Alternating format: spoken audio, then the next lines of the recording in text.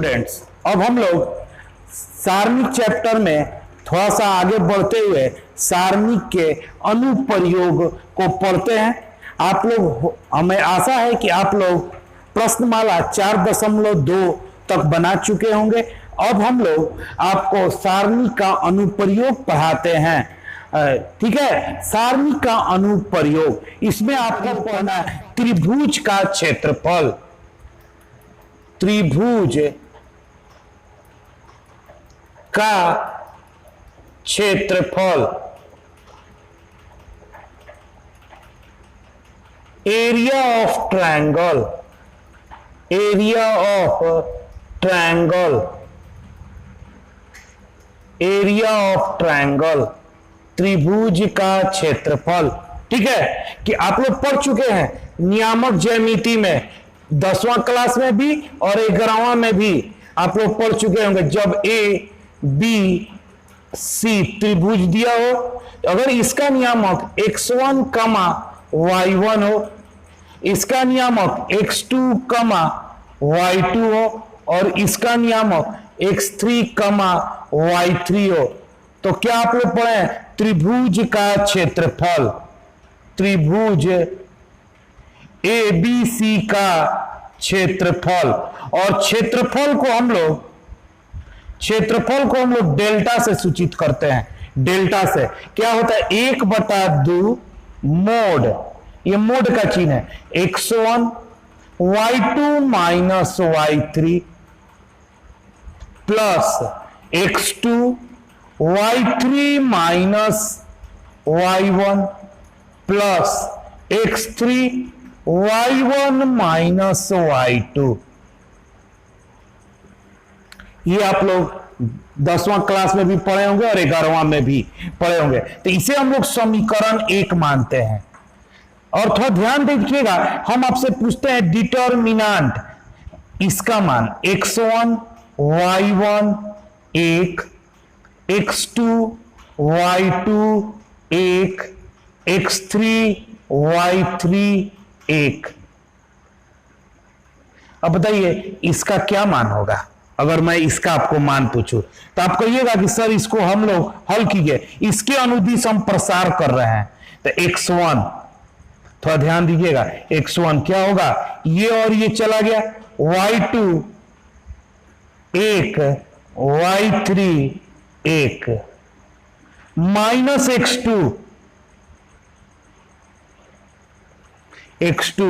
y1 1 y3 1 plus x3 y1 1 y2 1। ठीक है, तो यहां पर x1 y2 minus y3 minus x2 y1 minus y3 अब plus x3 y1 minus y2। ठीक है बाबू, तो देखिएगा x1 y2 माइनस y1, ये माइनस को भीतर कर दीजिए तो plus x2 y3 minus y1 अब plus x3 y1 minus y2। ये डेल्टा हटा दीजिए, इसका हम लोग आपसे पूछ रहे हैं यहां पर, तो ये मान निकल गया। इसलिए आपको x1 y1 1, x2 y2 1 और x3 y3 1 का मान निकल गया, इक्वल टू। ठीक है, इसे समीकरण 2 मान लीजिए। अब समीकरण 1 और 2 से समीकरण 1 और 2 से, तो देखिएगा बाबू, ये भीतर वाला मोड के भीतर वाला चीज वही है।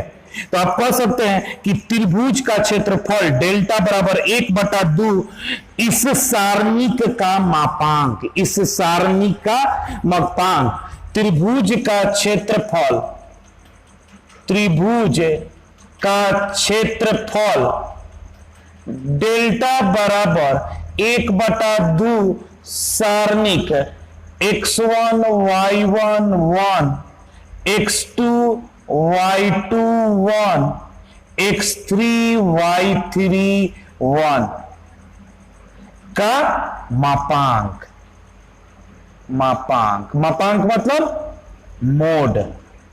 मोड कहने का मतलब है बाबू कि अगर धनात्मक हुआ तो धनात्मक ही छोड़िएगा, अगर ऋणात्मक हुआ तो उसे किस में छोड़ देंगे, धनात्मक में।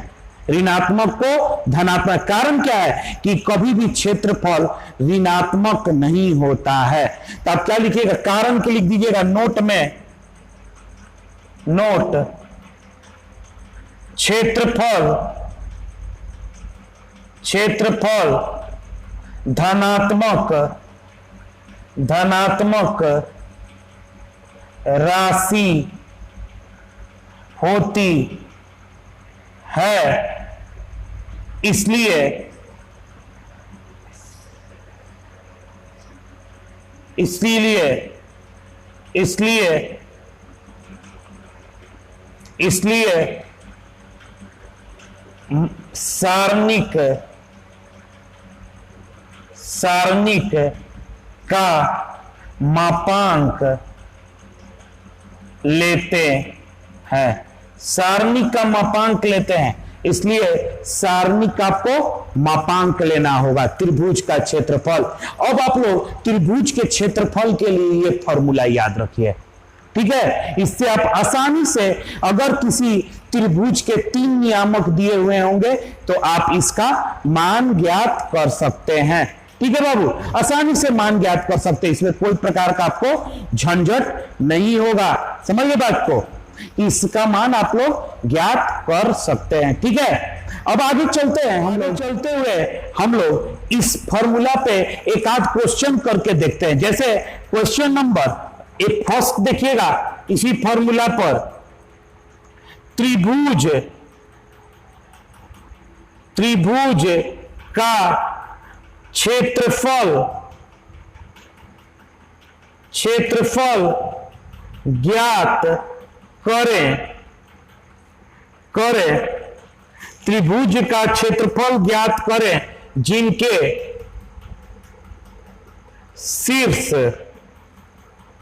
शीर्ष, जिनके शीर्ष -2, -3, 3,2 तथा -1, -8 है। देखिए बहुत आसान सा क्वेश्चन, तो कुछ नहीं करना है, आपको क्या लिखना है, त्रिभुज का क्षेत्रफल।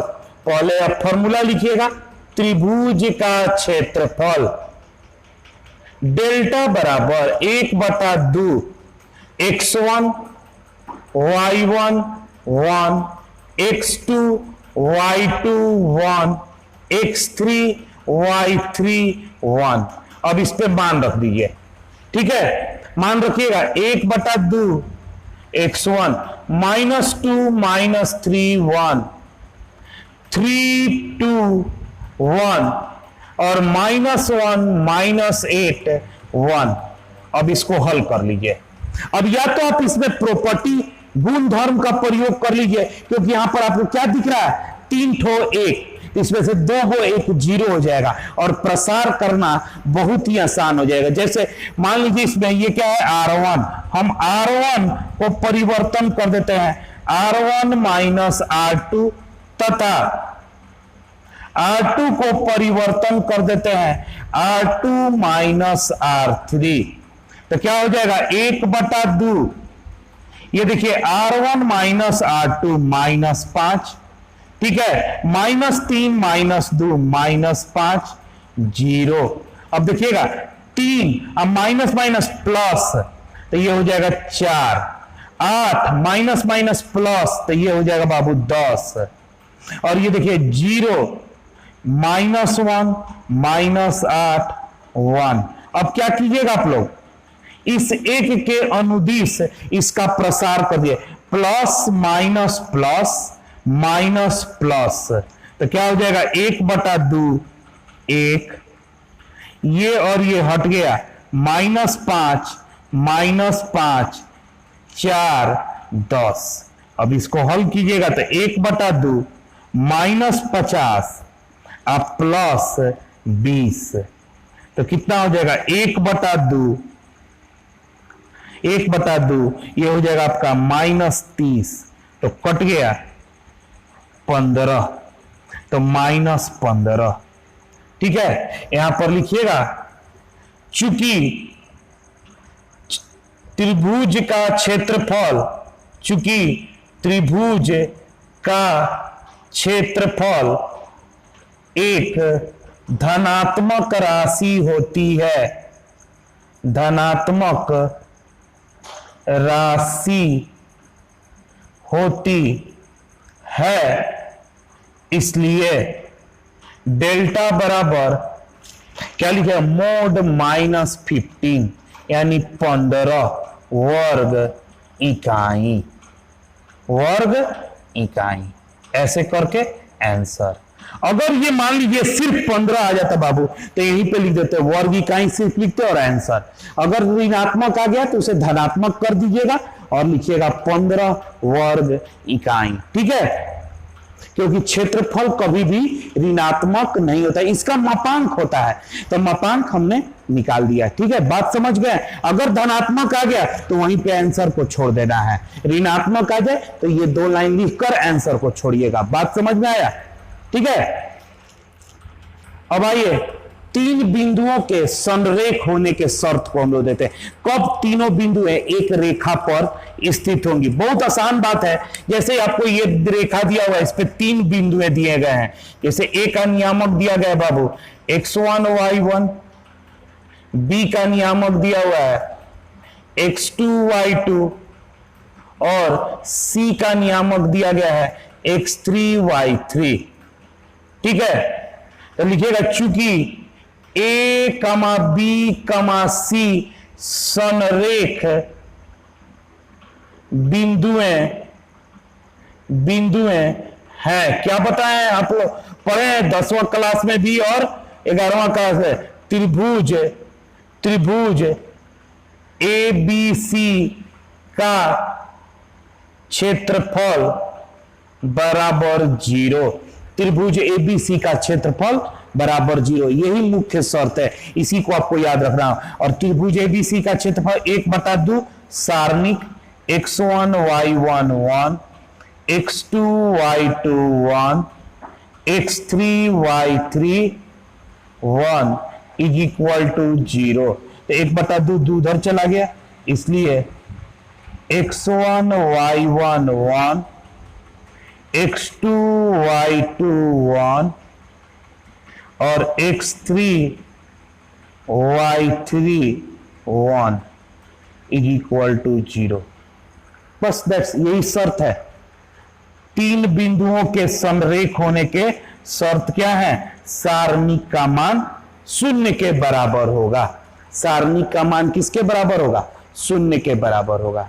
बहुत आसानी से आप इस चीज को कर सकते हैं, सारणिक का मान 0 के बराबर होगा। ठीक है, अब आइए आप लोग को एक क्वेश्चन कराते हैं, देखिएगा, इसे सिद्ध करना है। दर्शाएं मतलब सिद्ध करे कि बिंदु ए का नियामक दिया है x1 y1, बी का नियामक दिया हुआ है x2 y2 और सी का नियामक दिया है x3 y3, ये संरेख है। तो आप क्या कीजिएगा, सबसे पहले लिखिएगा चूंकि ए कमा बी कमा सी संरेख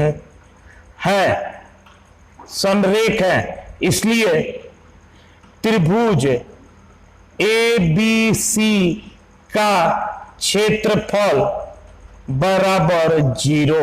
ये आपको दिखाना होगा कि त्रिभुज ए बी सी का क्षेत्रफल 0 होता है। अब छोड़ दीजिए, अब आइए निकालिए त्रिभुज ए बी सी का क्षेत्रफल बराबर, क्या फॉर्मूला होता है? 1/2 x1 y1 1, x2 y2 1, x3 y3 1, 1/2 a B plus C 1, B C plus A 1, C A plus B 1। ये कितना है? ये C1 है। C1 में इसको ऐड कर दीजिए। हम देखिए C1 का परिवर्तन करना चाहते हैं, C1 प्लस C2। C1 का परिवर्तन करना चाहते हैं C1 प्लस C2 से, तो क्या होगा? 1/2। यहां पर क्या आ जाएगा? A plus B plus C, B plus C plus A, C plus A plus B, यहां पर B plus C, C plus A plus B, 1 1 1।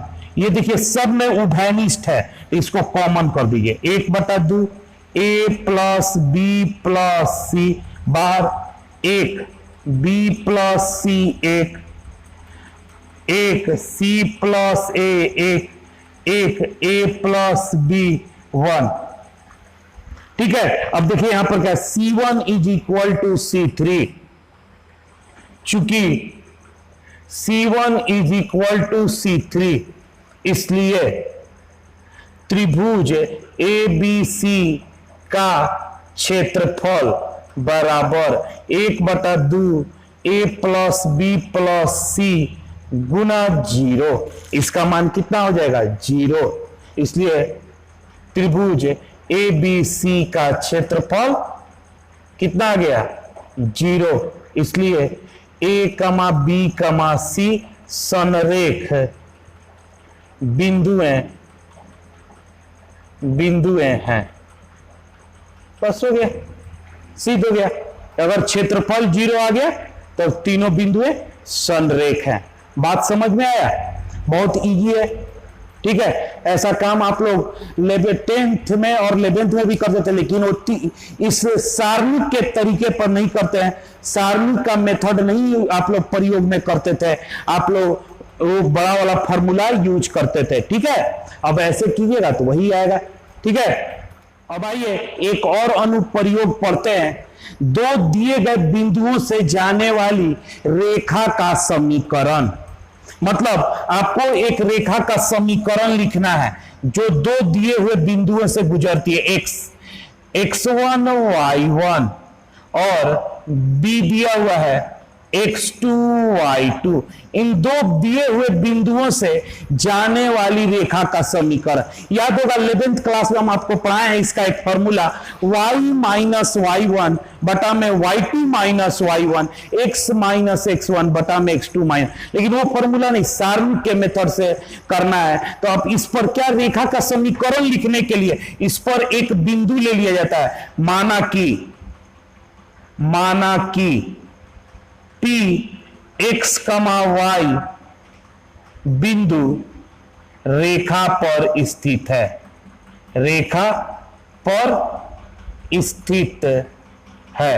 देखिए ये दो दिया हुआ बिंदु है और एक बिंदु आप अपने से मान लेते हैं x, y और x, y के रूप में इसका संबंध आप लोग स्थापित करते। क्या दिख रहा आपको कि P, A, B संरेख बिंदुएं हैं। इसलिए त्रिभुज PAB का क्षेत्रफल बराबर 0। बताइएगा PAB का क्षेत्रफल क्या हो जाएगा? 1/2 x1 y1 1 x2 y2 1 बराबर 0। 1/2 को उधर कर दीजिए तो x y1 x1 y1 1 x2 y2 1 बराबर 0। देखिए ये रेखा का समीकरण है, रेखा का समीकरण है। ये आपका रेखा का समीकरण है, दो दिए हुए बिंदु से जाने वाली रेखा का समीकरण। जब इसको हल कीजिएगा तो आपका आंसर x और y के पद में ये देगा। एक्स और वाई के पदों में ये आंसर देगा। देखिएगा जब आपको संरेख सिद्ध करना होगा तो यहां पर x1 y1, x2 y2, x3 y3 लिखा है। यहां x और y के पद में आपको आंसर आएगा। यहां पर होगा 2 4, यहां पर मान लीजिए 3 5 हुआ, तो ये हल कीजिएगा तो ये किस रूप में आएगा, आपका x और y के पद में आंसर देना होगा। समीकरण x और y के पद में लिखा जाता है। बात समझ गए? ठीक है, अब आइए इस पे एक क्वेश्चन करते हैं। क्वेश्चन 3, सारणिकों का प्रयोग करके 3,1 तथा 9,3 को मिलाने वाली रेखा का समीकरण लिखे। दो बिंदुएं दिए हैं, इससे गुजरने वाली रेखा का समीकरण। तो क्या फॉर्मूला होता है? रेखा का समीकरण, रेखा का समीकरण mode सारणिक xy1 x1 y1 1 x2 y2 1 बराबर 0। अब देखिएगा यहां पर x y को छोड़ दीजिए 1, यहां पर x1 के जगह पर 3 1 1 रख दीजिए, यहां पर 9 3 1 रख दीजिए बराबर 0। अब इसको हल कर लीजिए, या तो आप इसमें गुणधर्म का प्रयोग करके 1 1 है तो इसको 0 बना दीजिए, तो क्या होगा R1 माइनस R2 तथा R2 परिवर्तन R2 माइनस R3 कितना हो जाएगा, x minus 3 y minus 1 0 9 3 minus 9 minus 6 1 minus 3 minus 2 0 9 3 1 0। ठीक है, तो क्या हो जाएगा, plus minus plus minus plus x minus 3 y minus 1 minus 6 minus 2 क्या हो जाएगा, माइनस 2 x माइनस 3 माइनस ये और ये माइनस 6 y माइनस 1 बराबर 0, minus 2x minus minus plus 6 minus minus plus 6y minus 6 बराबर 0। ठीक है, तो ये 6 से 6 कैंसिल हो गया बाबू। ठीक है, अब आप लोग यहां पर कर सकते हैं, माइनस 2 को कॉमन कर लीजिए, माइनस 2 तो x minus 3y is equal to 0 और x minus 3y is equal to 0 by minus 2 और आपका आ गया x minus 3y is equal to 0 answer, रेखा का समीकरण। ठीक है, रेखा का आपका समीकरण निकल गया। बात समझ में आ गया? बहुत आसान है, सब चीज एक ही थ्योरी को फॉलो करता है, बहुत ही आसान। अब आइए एक नोट देखते हैं। नोट क्या है, यदि त्रिभुज का क्षेत्रफल दिया हुआ है, किसी प्रश्न में आपको त्रिभुज का क्षेत्रफल दिया और गणना के लिए कोई दूसरी चीज पूछी जा रही है, उस समय क्षेत्रफल को धनात्मक और ऋणात्मक दोनों लेना होगा। जैसे क्वेश्चन को देखिएगा, यदि शीर्ष k, 0 4, 0 और 0, 2 वाले त्रिभुज का क्षेत्रफल 4 वर्ग इकाई है तो k का मान ज्ञात करें। k का मान है, अब यहां पर देखिए त्रिभुज का क्षेत्रफल दिया हुआ और k का मान पूछा है। मान लीजिए k का मान कुछ भी रखिए, सपोज रखिए 6 रखने से ये 4 हो रहा है, और अगर -3 रखने से -4 हो रहा है, तो क्या -3 वाला नहीं रखिएगा, वो अगर त्रिभुज है तो -4 आएगा और आप लोग आंसर में क्या लिख देते हैं, धनात्मक। कौन सा त्रिभुज है, 6 वाला है कि -3 वाला, आप नहीं जानते, इसलिए दोनों लेकर यहां पर चलना पड़ जाएगा कि 6 वाला त्रिभुज पूछ रहा है k के मान के लिए कि -6 पर +4 आ रहा है, अब -3 पे मान लीजिए -4 मान लीजिए, ऐसा नहीं है, अभी हल करने पर ये आएगा तो आपका आ रहा है, तो कौन सा त्रिभुज होगा, कौन सा शीर्ष होगा ये त्रिभुज, तो 2 त्रिभुज संभव है, इसलिए दोनों मान लेकर चलना होगा। तो क्या होगा, सबसे पहले लिखिएगा त्रिभुज का क्षेत्रफल, यानी त्रिभुज का क्षेत्रफल बराबर 1/2 x1 y1 1 x2 y2 1 x3 y3 1 ठीक है, त्रिभुज का ये कितना मान हो जाएगा, प्लस माइनस उस समय 4 लिखिए जब घन त्रिभुज का मान दे दिया गया है 1/2। यहां पर क्या हो जाएगा, K01 401 021 क्या हो जाएगा, प्लस माइनस 4 1/2 प्लस माइनस ये कितना हो जाएगा, -2, ये और ये चला गया, K141 ये कितना हो गया, +-4 माइनस K-4। अब देखिए +-4 माइनस के +4, तो माइनस के इधर कर दीजिए तो प्लस के, और ये इधर गया तो -+4 ये प्लस माइनस हो गया, माइनस प्लस हो गया, तो के बराबर क्या हो जाएगा, एक है -4 + 4 और एक है 4 + 4, तो के का 2 मान आता है, एक 0 या 8, 0 और 8 आंसर होगा, 0 नहीं तो 8। 0 रखने पर मान लीजिए इसका मान होता है धनात्मक, तो 8 रखने पर क्या होगा, -4, तो 2 त्रिभुज संभव है। बात समझ रहे हैं, अगर त्रिभुज का क्षेत्रफल दिया हो और कोई गणना के लिए दूसरी राशि पूछी जा रही है, उस केस में आपको त्रिभुज का क्षेत्रफल धनात्मक और ऋणात्मक दोनों लेकर क्वेश्चन को हल करना है। बात समझे कि नहीं, ठीक है बाबू, बात समझ गए। अब बाबू आप लोग एनसीईआरटी